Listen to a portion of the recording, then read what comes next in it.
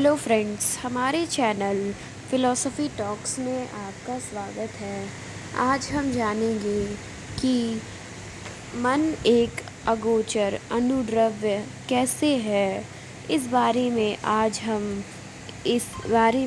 Video में विस्तार से जानेंगे। तो आइए जानते हैं। जीवात्मा और उनके गुणों को प्रत्यक्ष करने वाला आभ्यंतरिक साधन या अतीन्द्रिय है। मन है, यह परमाणु रूप है, अतः दृष्टिगोचर नहीं हो सकता। इसका अस्तित्व इन बातों से अनुमान किया जाता है। जिस प्रकार जगत के ब्रह्म पदार्थों के प्रत्यक्ष ज्ञान के लिए ब्रह्मेंद्रियों की जरूरत पड़ती है, उसी प्रकार आभ्यंतरिक पदार्थों जैसे ज्ञान, इच्छा, सुख दुख आदि के अनुभव आदि के साक्षात्कार के लिए एक आभ्यंतरिक साधन होना चाहिए। इसी का नाम मन है।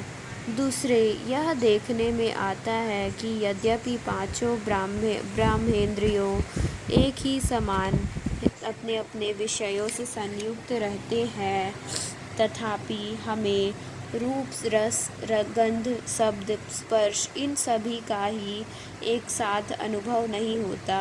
मान लीजिए आप अपने घर में किसी मित्र के साथ वार्तालाप कर रहे हैं। आपकी नज़र उनके चेहरे पर है, कान उनके शब्द सुन रहे हैं, त्वचा का संपर्क कुर्सी से है, रसना का मुंह में डाली हुई इलायची से और टेबल पर रखे हुए गुलदस्ते की खुशबू नाक में जा रही है। परंतु एक ही साथ इन सभी विषयों की अनुभूति आपको नहीं होती। अर्थात जिस क्षण में शब्द पर ध्यान है, उस क्षण में कुर्सी के स्पर्श का नहीं। ऐसा क्यों होता है?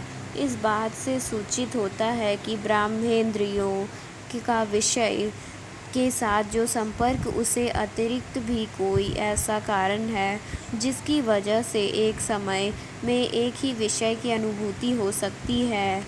अर्थात भिन्न भिन्न संवेदन एक साथ नहीं होकर पूर्वापर के संबंध, एक ही समय में जो विषय ब्रह्मेंद्रिय के साथ संयुक्त रहते हैं, उनमें उसी विषय का प्रत्यक्ष अनुभव होता है जिस ओर हमारा ध्यान रहता है।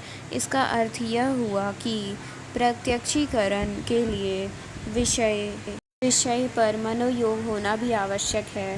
प्रत्येक संवेदन में विषयेंद्रिय संयोग के साथ साथ मन का संयोग भी रहता है, नहीं तो उस विषय की प्रतीति होती ही नहीं। कहने का तात्पर्य यह है कि अतीन्द्रिय के रूप में मन का अस्तित्व मानना जरूरी है। भिन्न भिन्न प्रतीतियों के व्यवहार संबंध से भी मन का अनुरूप होना सिद्ध होता है, क्योंकि यदि मन अनुरूप नहीं होता तो इसके भिन्न भिन्न अवयवों का संयोग एक साथ भिन्न भिन्न इंद्रियों से हो सकता है, और इस तरह के एक ही समय में अनेक प्रतीतियों का होना संभव होता है। परंतु ऐसा नहीं होता। इससे हम कह सकते हैं कि मन निर्वयव या अनुरूप है और प्रत्यक्ष का आभ्यंतरिक साधन है। वह अतीन्द्रिय है जिसके द्वारा आत्मा विषयों का ग्रहण करता है। तो यह था हमारी वीडियो में मन के बारे में कि मन अनुरूप है या नहीं, इसका प्रमाण। अगर आपको ऐसी ही वीडियोस और चाहिए तो हमारे चैनल को सब्सक्राइब करना ना भूलें।